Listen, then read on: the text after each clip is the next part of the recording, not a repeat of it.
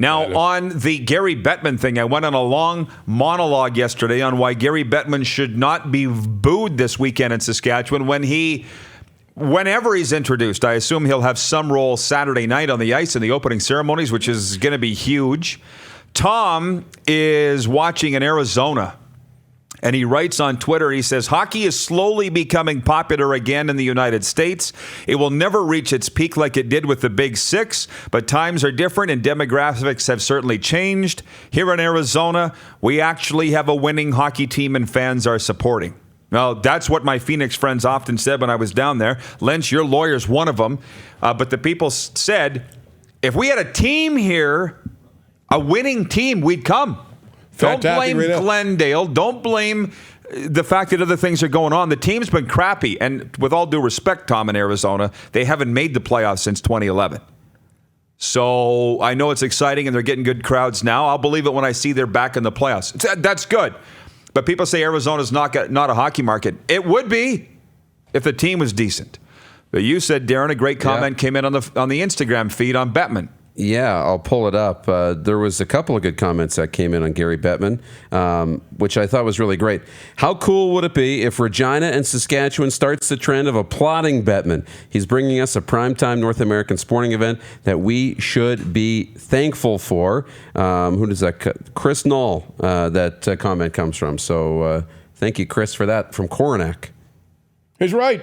Yeah. We should applaud him. Well, not just stand up and do a polite little golf clap. Like, jump out of your seats. Go wild. Yeah. Ring the cowbell for Gary Bettman. From what we're told, he's the reason this game's here. And he says he is really amazed at the great success of Saskatchewan hockey. Saskatchewan's a great hockey province, he says. He stands up for us. Yeah. Well, he didn't before 20 years ago. He does now. One more. And that's great. What else? Belcourt. It is ridiculous. Always was. Deep down, we dislike the fact that someone has more power than us. How many times have we heard, fire the coach or get rid of the insert political leader here? Somehow we always think that we have the answers and we would do a better job. The longer they remain, the more petty and baseless the arguments become, and no one remembers why they hate them so much. That's right. We forget. That do it because we do it. That is so true. In my rant yesterday. Yes. It started in the 90s for the reason that Bettman didn't care about Canada. He figured it out. He changed, but he's still getting booed. Yep. And that's wrong. Mm-hmm. So let's start a new tradition here with 33,000 people in the house Saturday night.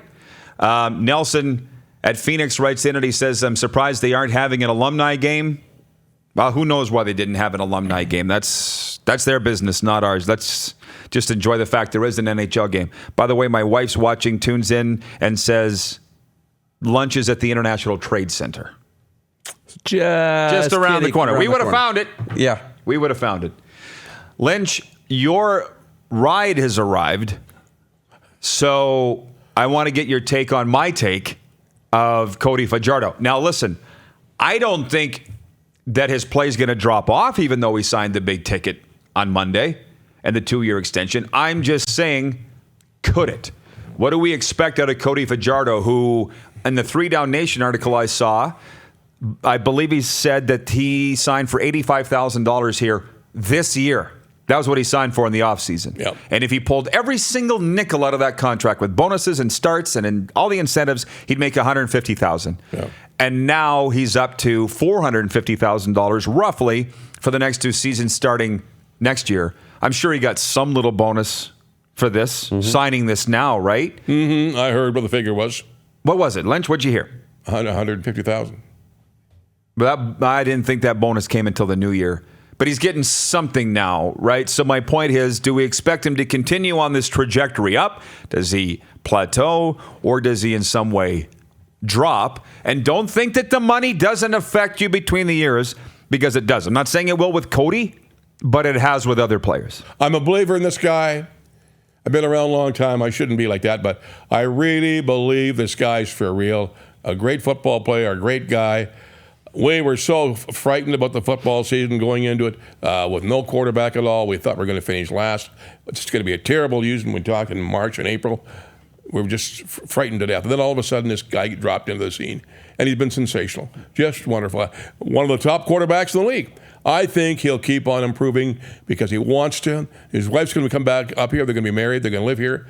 They are married. They're married now. They want to really do a good job for Saskatchewan. He's got it. He knows what Saskatchewan's all about. I can't believe it, but I really think he does. And he's a wonderful guy. He sold me. I think he'll continue to play well. And with him as a quarterback, we'll be contenders for first place in the Grey Cup every year. Every year he's got his health. Yeah, I agree with you. He's done all of the things that he should do. He's done all of the things that he needs to do to make us believers. He's made me a believer, seeing him in the community, seeing him on the field, listening to him mic'd up during games, in practice, all those types of things. He's doing all the right things. But here's the thing about money and contracts. I find that money doesn't change people. It doesn't change you, but it exposes you, who you are. And if you're a guy who's sitting there just being, I got to work, make my money, and then sit in the sun and buy the jewelry, that's who you've always been. But you're a hard worker just to get there. That's who you are, right? But if you're a guy who really loves the game, wants to win, it's about the people, it's about the process, then he's not going to change. So money doesn't change people. It exposes who they really are. And I think we know enough about who Cody really is that I don't think it's going to change him. But don't look at the next 2 weeks as him being exposed for who he is or not, if he plays well or doesn't play well. It's a long-term thing. But if the process is still there and he continues to put in the work, yeah, the money and the big contract, it's just going to expose who he really is. Look at Tom Brady.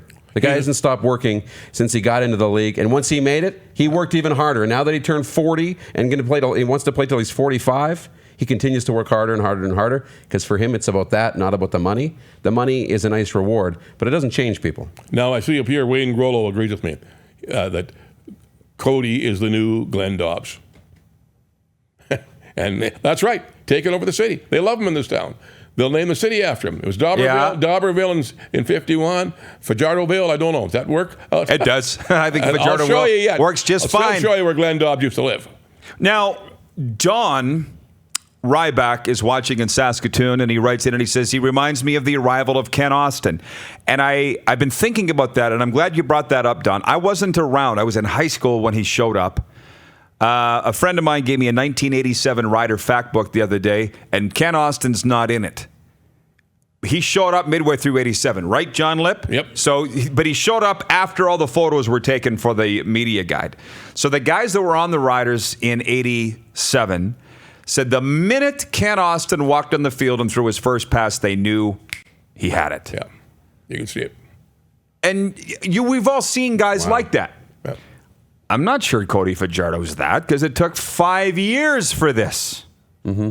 No, is he popular than Ken Austin? He's more popular than Ken Austin. Mm-hmm. Kent was popular, but he wasn't universally loved. No. Because people didn't necessarily like, and Don, clearly you're a man of history. You remember that he was Peyton Manning before there was Peyton Manning. Yeah, he was. And Kent was running down the field, grabbing his receivers by the helmet and shaking them if they ran the wrong route or dropped a pass or something. People didn't like that here. No. Could you imagine Fajardo doing that? No. Not a chance. And when I threw out this suggestion that would money change Cody Fajardo, you worded it more eloquently than I did. I don't expect that it will. Yeah. I'm just throwing out the possibility of it. And I did an interview with Cody Fajardo. It's on my podcast, my recovery podcast. If you want to Google Pedersen Recovery, it'll come up and you can listen to it. And I asked him, how do you stay humble? And how do you plan to stay humble?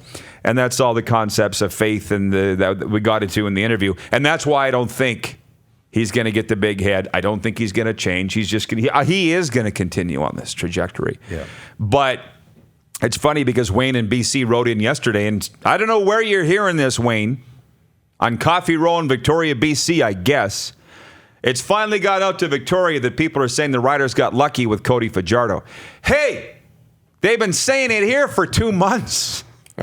And not just in Saskatchewan, but football people across the country. Oh, they got lucky with Fajardo. They got lucky. Come on. I mean, we've been talking about it for 2 months, Wayne. I'm surprised that you just brought it up now. I'm almost loath to bring it up because we have discussed that. Yeah. I've been writing about it for 2 months. He's been on the... It's too hard to find a franchise quarterback. The Riders have been trying for 5 years to do it.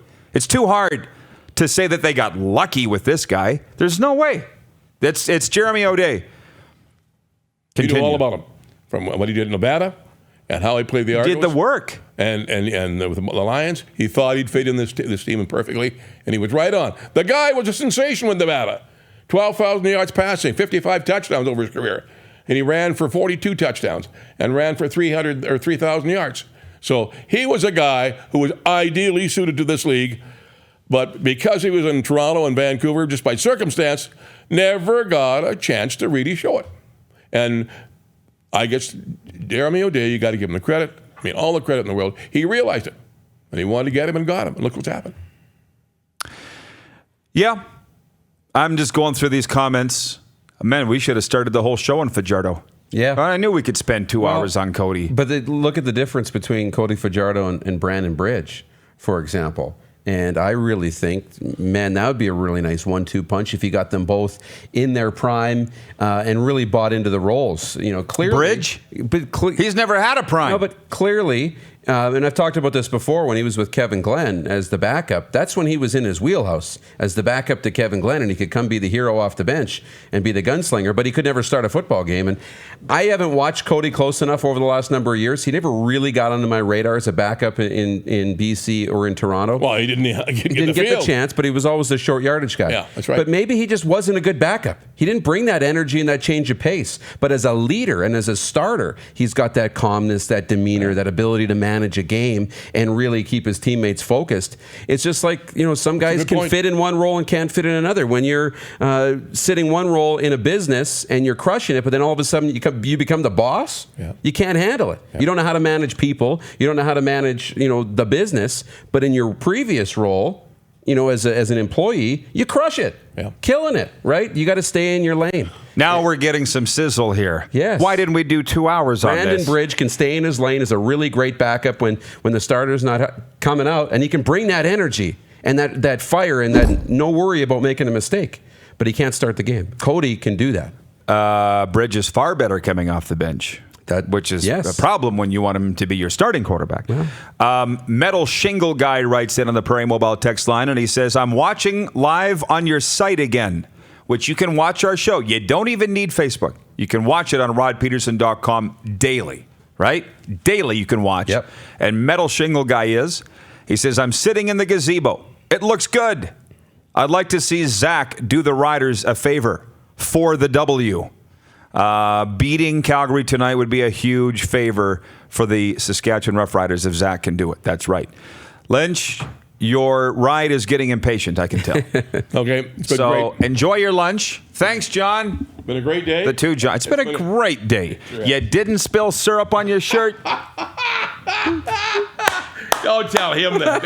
I just did. Oh, they're going to show it. Oh, this is going to go on the highlight reel. He gone. Bye, John. He gone. Can I slide musical chairs? You can. Somebody wrote in here and said, thanks to Mrs. P. Without her, the crew would be lost. She's the one who told us where the NHL Legacy Luncheon is today because we would have gone to the wrong place. But thank you. I call her GPS, by the way, when we're driving. I know you do. She doesn't like that. Because she's always telling me where to go. And I said, thanks, GPS. She is more than just a navigation system, Rod. She's Google.